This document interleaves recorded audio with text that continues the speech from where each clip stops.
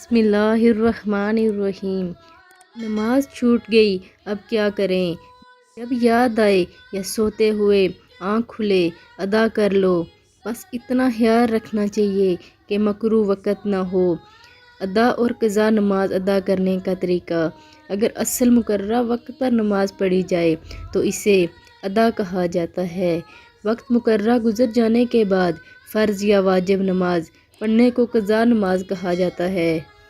یعنی وقت پر پڑھی گئی نماز ادا نماز کہلاتی ہے اور وقت گزرنے کے بعد پڑھی گئی نماز کو قضا نماز کہا جاتا ہے۔